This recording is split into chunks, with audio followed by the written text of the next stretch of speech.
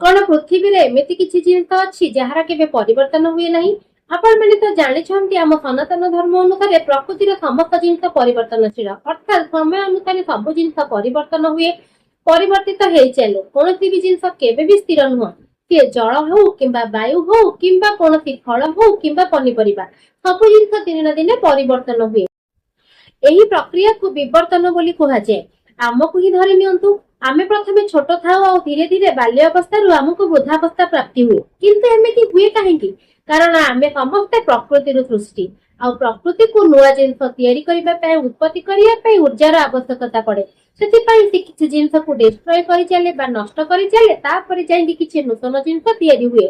ତାମାନେ ପୃଥିବୀର ସମସ୍ତ ଜିନିଷ ପରିବର୍ତ୍ତନଶୀଳ, କିନ୍ତୁ ଗୋଟିଏ ମାତ୍ର ଜିନିଷ ଅଛି ତାର କେବେ ପରିବର୍ତ୍ତନ ନାହିଁ। ସିଏ ହଉଛି କିଏ? ସିଏ ହଉଛି ଆମର ଆତ୍ମା। ସେ ବିଷୟରେ ହିଁ ଶ୍ରୀକୃଷ୍ଣ ଏଇ ଶ୍ଲୋକରେ ଅର୍ଜୁନଙ୍କୁ ବୁଝେଇବା ପାଇଁ ଚେଷ୍ଟା କରୁଛନ୍ତି। ଫାଷ୍ଟ ଚାଲନ୍ତୁ ସେ ଶ୍ଲୋକଟିକୁ ଶୁଣି ନବା। अव्यक्तोऽयमचिन्तायं विकार्योऽयमुच्यते तस्मादेवं विदितैनं नानो सचितमहर्षि। अर्थात ए प्रकृतिर समस्त वस्तु परिवर्तनशील केवल आम आत्मा को छाड़िकी। आत्मा होची एमिति मात्र गोटे जिनिस जहार केबे परिवर्तन नाही।